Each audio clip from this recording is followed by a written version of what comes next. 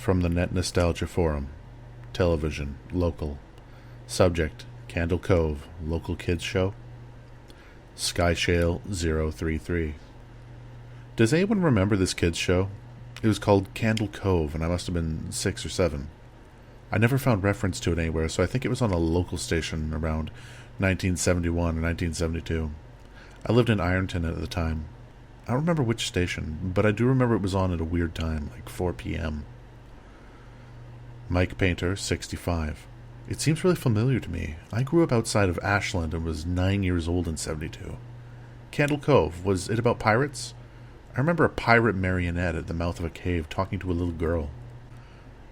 Skyshale 033. Yes, okay, I'm not crazy. I remember Pirate Percy. I was always kind of scared of him. He looked like he was built out of the parts of other dolls. Really low budget. And his head was an old porcelain baby doll. Looked like an antique that didn't belong on the body. I don't remember what station this was on. I think it was on WTSF, though. Jaren, 2005. Sorry to resurrect this old thread, but I know exactly what you mean, Skyshale. I think Candle Cove ran only for a couple of months in 71, not 72. I was 12 and I watched it a few times with my brother. It was Channel 58, whatever station that was. My mom would let me switch to it after the news. Let me see what I remember.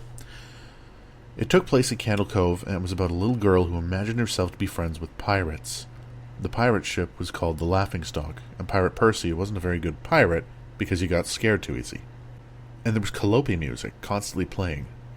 Don't remember the girl's name. Janice or Jade or something. I think it was Janice. Skyshale 033.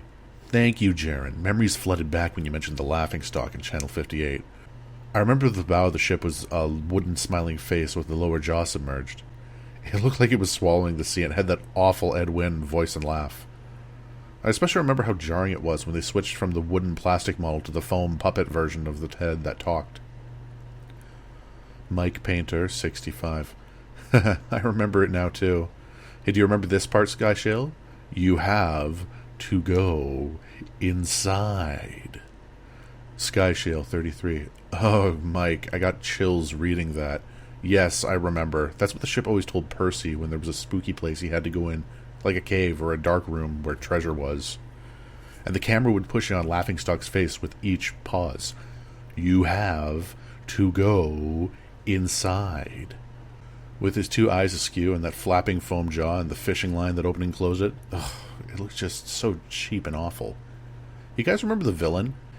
He had a face that was just a handlebar mustache above really tall, narrow teeth. Kevin Hart. I honestly thought the villain was Pirate Percy. I was about 5 when this show was on. Nightmare fuel. Jaren, 2005. That wasn't the villain, the puppet with the mustache. That was the villain's sidekick, Horace Horrible. He had a monocle too, but it was on top of a mustache. I used to think that meant he only had one eye. But yeah, the villain was another marionette, the Skin Taker. I can't believe they let us watch that back then. Kevin Hart. Jesus H. Christ, the Skin Taker. What kind of kids show were we watching? I seriously couldn't even look at the screen when the Skin Taker showed up.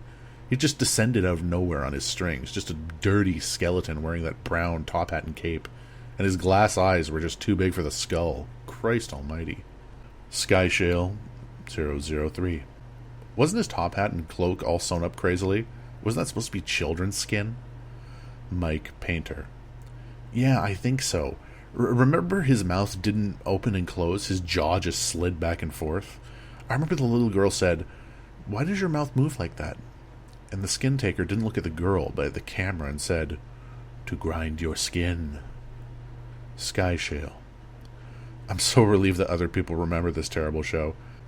I used to have this awful memory, a bad dream I had where the opening jingle ended, the show faded in from black, and the characters were there, and the camera was just cutting to each of their faces and they were just screaming. And the puppets and marionettes were flailing spastically, just all screaming and screaming. The girl was just moaning and crying like she'd been through this for hours. I woke up many times from that nightmare. I used to wet the bed when I had it. Kevin Hart. I don't think that was a dream. I remember that. I remember that was an episode. Skyshale. No, not possible. There was no plot or anything. I mean, literally just standing there in place, crying and screaming for the whole show. Kevin Hart. Maybe I'm manufacturing the memory because you guys said it, but I swear to God, I remember seeing what you just described. They just screamed. Jaren, 2005. Oh God, yes, the little girl, Janice. I remember seeing her shake, and the skin taker screaming through his gnashing teeth, his jaw careening so wildly I thought it would come off its wire hinges. I turned it off, and that was the last time I watched. I ran to tell my brother, and we didn't have the courage to turn it back on. Mike Painter. I visited my mom in the nursing home today. I asked her about when I was little in the early 70s, when I was 8 or 9, and if she remembered the kids' show, Candle Cove. She said it was strange I could remember that, and I asked why, and she said, because I used to think it was so strange that you said, "I'm going to go watch Candle Cove now, Mom," and then you would just tune the TV to static and watch dead air for 30 minutes. You had a big imagination with your little pirate show.